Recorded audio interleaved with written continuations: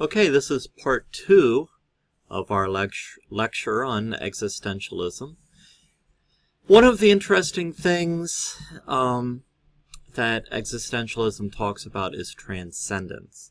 Now, other psychological theories also talk about this, but it all goes back to spirituality and existential philosophy.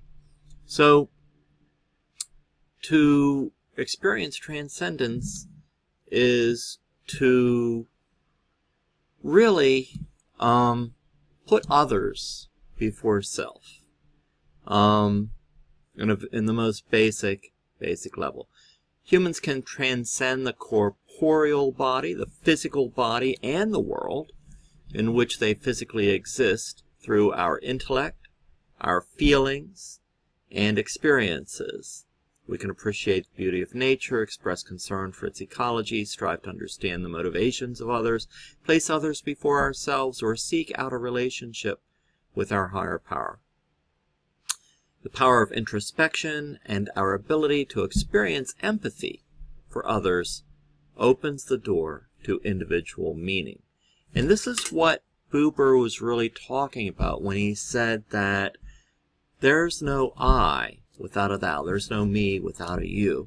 If I was alone, how would I grow? How would I proceed along my journey? How would I understand myself without experience of other? It is all in relationship.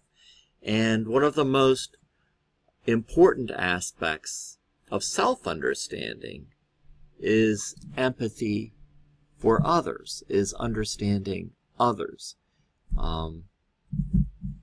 So let's talk a little bit more about this.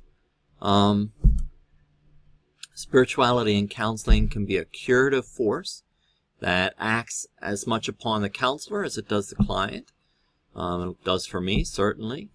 The essence of a good counseling relationship is one in which the counselor uses his or her personal experience, self-awareness, and faith to positively affect the dynamics of the therapeutic relationship.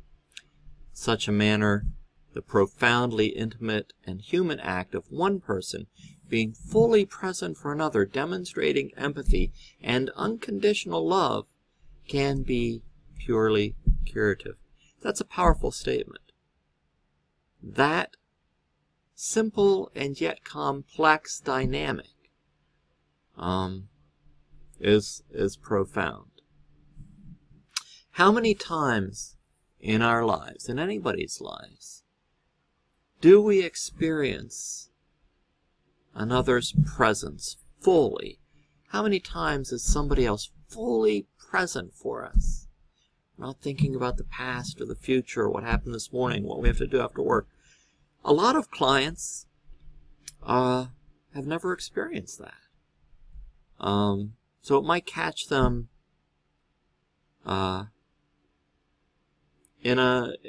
experiencing this for the first time.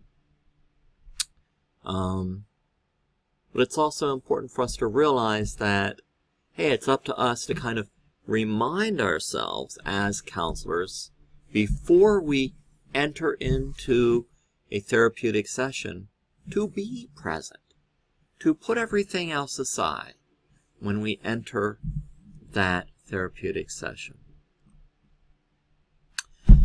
Through the disclosures of genuine self in the I-thou encounter, both the counselor and the client can draw their higher power into the relationship. In this sense, God, as each person comes to understand God, becomes a living and working part of that therapeutic process, playing a vital role in the interactions between the counselor and the client, guiding, shaping words, thoughts, actions.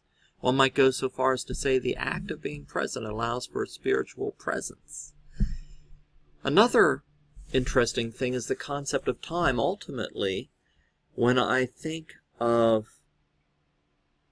time, time on Earth is very subjective. We moved theoretically and philosophically from a linear timeline to the timeline of infinite possibilities, But I would propose, when we think about, if you believe in life after death, you may not. You might believe in reincarnation, or who knows what. Could be anything.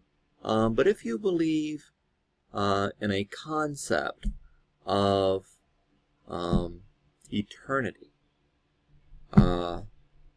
time changes philosophically. And rather than time going on forever and ever and ever and ever, it changes to a constant present, which is totally different than our experience now, although it is an experience of the now. An interesting concept of reincarnation is that every single person can be continually reincarnated until that person experiences every other human experience. That was kind of an interesting thought when I heard about that. What if we continually experienced reincarnation until we experienced every other that there was to experience? So time is not forever and ever and ever. Reincarnation would be a re-experiencing of every other person.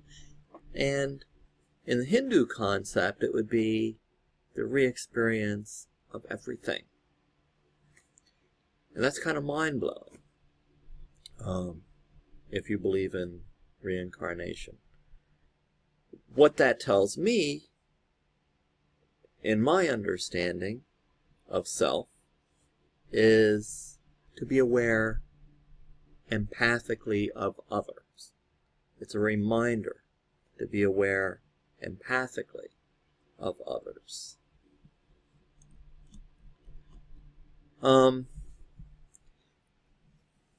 So, when we think about existential theorists, rather than philosophers, they're united in the concept of self-determinism, freedom of choice, personal responsibility, respect for the individual, and the need for each individual to find his or her own unique meaning of existence. One of the things that I feel has to occur in a counseling session on a multicultural level, and when I speak of multicultural, I'm really talking about diversity, which is broader than culture. I know that I can't learn about every religion there is, or everybody's interpretation of that religion, or everybody's spirituality. I can't study that and learn it. So what I have to do, what I believe each spiritual counselor or pastoral counselor needs to do, is to first build trust with your client, with our clients. And in order to build trust, it's important that the client understands that I am open to understanding their belief system, or at least their journey, their struggle. So I'm not going to judge them. I'm not going to place my belief onto them. I'm going to listen to them, and I'm going to ask that they share their belief system with me, so that I might better understand their journey as a human being, without judgment. And as I learn from their sharing of their personal experience, of their personal journey, as they bring that into the present session and share it with me, and I experience that with them in a non-judgmental way, then trust will gradually build. And and we can move through this journey together in a professional way. Facilitating meaning, helping clients to find meaning, not providing meaning. Facilitating awareness allows them to find their own meaning. Over the past 60 years, Viktor Frankl, Rollo May, and Irvine Yellen have each contributed to the theory and practice of existential counseling that remains the foundations upon which many counselors base their practices today. Later we'll talk about Fritz Perls and Carl Rogers. They bring their own interpretations of that. But let's look at some of these theorists. Viktor Frankl described meaningful living as being present in the moment and maintaining an awareness of the process of living rather than focusing on the end products created. He viewed death as a consistent presence that adds meaning to our lives.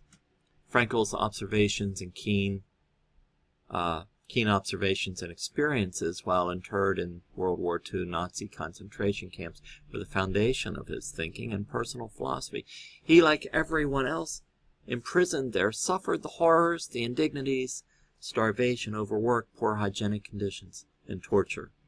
Many people died at the hands of their captors. However, others gave in to the overwhelming feelings of powerlessness, hopelessness, and despair. Frankl believed that there were fundamental differences between those who survived and those who died. Those who survived, and in some cases came out of the experience emotionally stronger, had found some person, some event, some activity or concept to live for that gave their life meaning and provided the counterbalance that offset the strong urges to despair and surrender to death. And I don't believe he was talking in a way that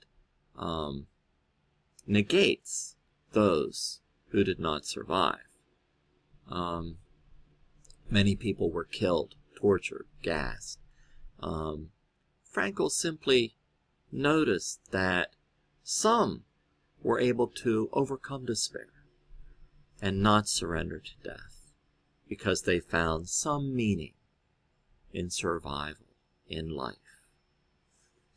His therapeutic approach is termed logotherapy, derived from the same Greek root, logos, as the second half of the word psychology, which means word, knowledge, meaning, to study, or perhaps in a spiritual sense, the word. This focuses on assisting clients in finding meaning and acceptance in their lives. Following comprise the basic principles of logotherapy and, in respect, existential therapy. Our main motivation in our lives is to find meaning in the present.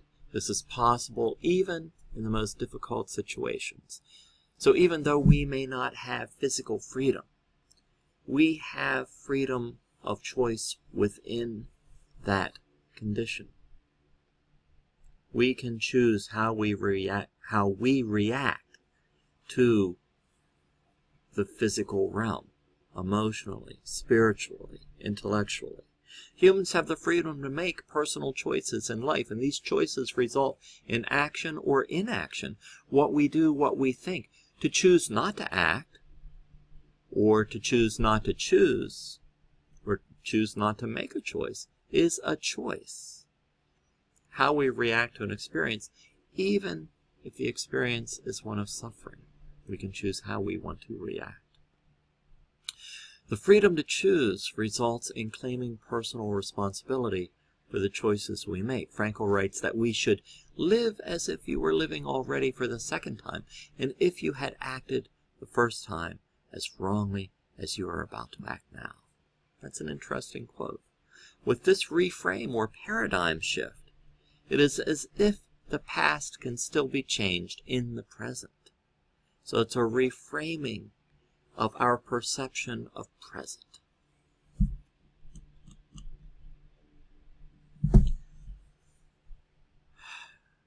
Frankl placed great emphasis on the therapeutic relationship. He believed that the counseling process was caring and loving, empathic. He believed that love was one of the most meaningful events one could experience. Love is the only way to grasp another human being at the innermost core of his or her being. No one can become fully aware of the very essence of another human being unless love is experienced. And this is, once again, there's many different levels or types of love. A love of humanity, a professional therapeutic experience. Through love, one is able to see the essential traits and features in the beloved person, and even more, one sees that which is potential in the other, which is not yet actualized, yet ought to be actualized. Furthermore, through this love, the loving person enables the beloved to actualize these potentials. That's a pretty powerful perspective. Another theorist who evolved into a strong critic of our materialistic society is Rollo May. He is a well-known author of many books, including Love and Will, The Art of Counseling, The Courage to Create. May had numerous negative experiences in his early life. His parents divorced in his youth. His sister suffered from mental illness. He had a strong desire to learn, to grow intellectually, but he found that the drive was not supported by his family. In his own search for meaning, May traveled, spending time in Greece, teaching English, studying in Vienna during the summers with Alfred Adler. He attended Union Theological Seminary in New York. He became friends with his teacher, Paul Tillich, a Christian existentialist. As an adult, in his 30s, he suffered from tuberculosis for 2 years. And I think at that time, he also gained a sense of his own mortality. He faced death. To pass the time and to deal with his personal anxiety, he read more works of philosophy and psychology. Prominent among them were existential theorists. Study of existential philosophers resonated in a man fighting a deadly disease. He came to believe that it would be his will to live in his struggle to overcome death that would conquer his illness, not the marvels of medical science. And that's a pretty interesting belief system right there.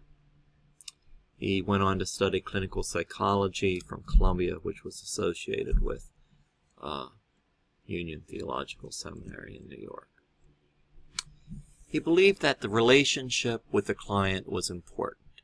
He rejected the impersonal techniques of Freudian analysis, urged practitioners to enter into the life of the client. He discarded many counseling techniques because he believed that they interfered with the relationship. He was a well-known critic of Western society, especially interested in the concepts of love and violence, being against violence. He believed that much of Western society was spiritually impotent due to the narcissistic and self-serving patterns of capitalism. He believed that Western individuals must reconstruct their relationship with the world and re-examine their concept of love. The future lies with the man or woman who can live as an individual, conscious within the solidarity of the human race.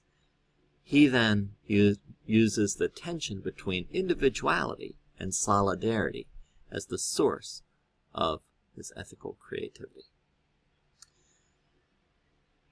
I'm going to talk a little bit about my concept of rationalization, rationalized need, in a future lecture. And we'll talk about Rogers and Pearls next time. Irvine Yellen, responsible for bringing much of current existential thought relative to psychotherapy into the mainstream. Got to see him at a conference, and his son, who's a current existential theorist as well. He's written a number of excellent books that I recommend for students. Existential Psychotherapy, Theory and Practice of Group Psychotherapy, Love's Executioner, Staring at the Sun, The Gift of Therapy, all excellent books. Born in 1931 of Russian immigrants, grew up in a segregated area of Washington, D.C. Parents overwhelmed and concerned with the struggles of daily survival.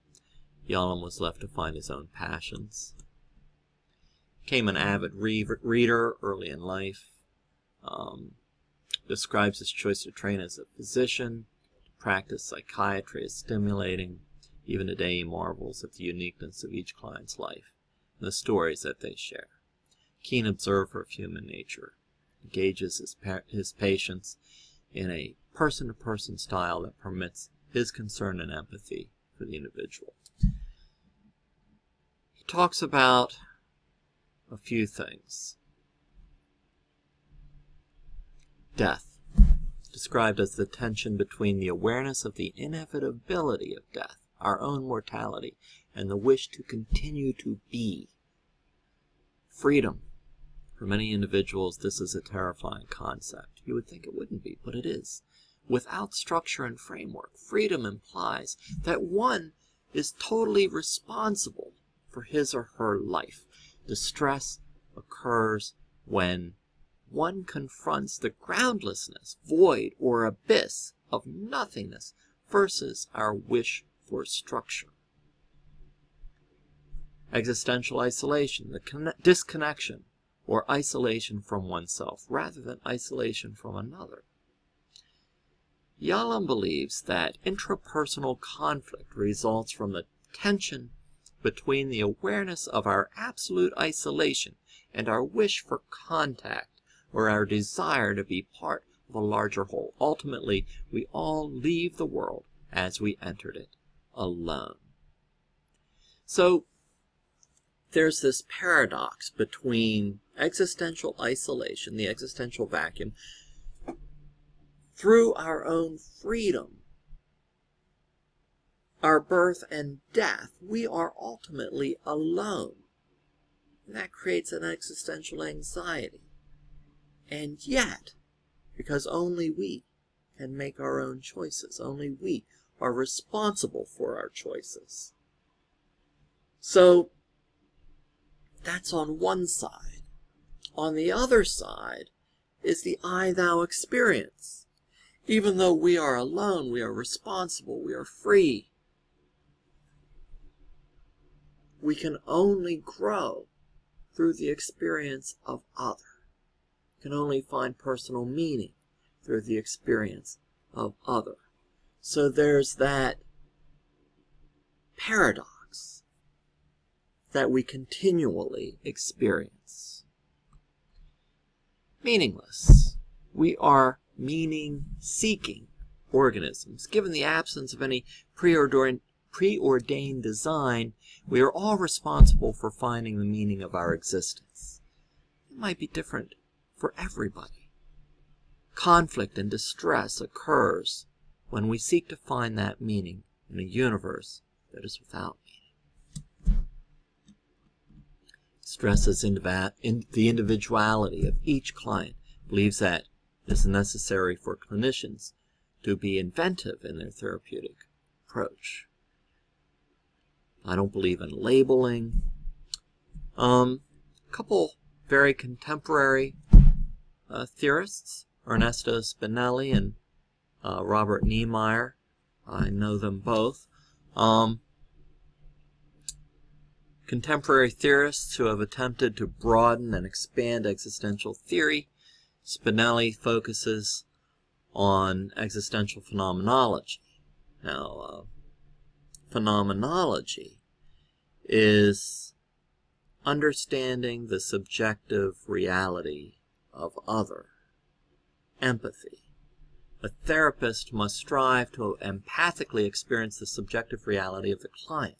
As such, he has identified 4 interrelational realms of descriptive inquiry when investigating the client's worldview.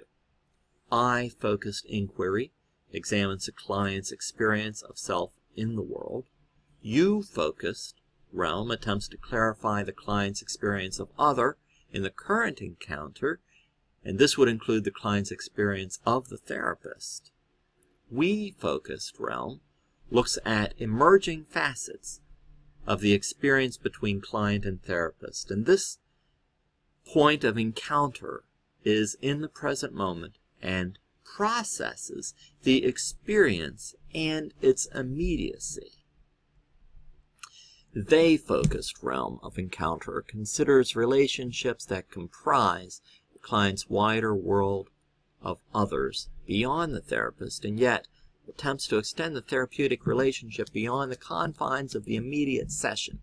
And I would say that one thing I've come to understand is that the therapeutic session is a microcosm of the client's and the counselor's broader world. They not only relate to the therapeutic relationship in a certain way, but the way in which they interact in that therapeutic experience is a microcosm of which they interact with the broader world. Bob Niemeyer focuses on existentialism and constructivism with the theory of meaning reconstruction. Meaning reconstruction is particularly effective in treating grief, loss, death, anxiety. I talk a lot about this in the other course on grief and loss. And humans attribute meaning to their experiences and construct a subjective belief system based upon relationships with others and culture. When an individual experiences loss, this belief system may be challenged. His or her personal identity may fall into upheaval. Life without this other being does not fit into the old meaning construct of the individual's subjective perception of reality. Niemeyer uses this upheaval to initiate a time of searching and meaning reconstruction for his clients. So grief and loss, this crisis, can initiate meaning reconstruction. It can be therapeutic. A client can experience growth through loss. Through this technique, bereaved clients can place their loss in the context of a larger life story. The narrative then connects the past and the future, allowing the client to live more fully in a new present reality. The new narrative, the new meaning, may be experienced and shared with others. It's a little case study.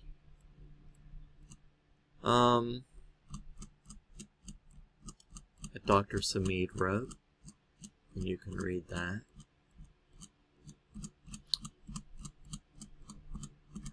Let's see.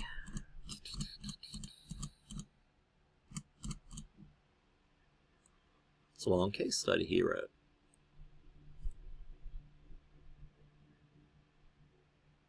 Little description and the conclusion. So I'd like to hear your reaction as well. Given the degree of trauma and strife in this world, existential theory and its expression in the counseling practice will continue to be an effective and practical means of enlightenment as individuals search for meaning in their lives and the resolution to continue living in the face of adversity, conflict, and fear. So I'd like to hear your responses to these two lectures, to the concept of existential theory and philosophy. Thank you.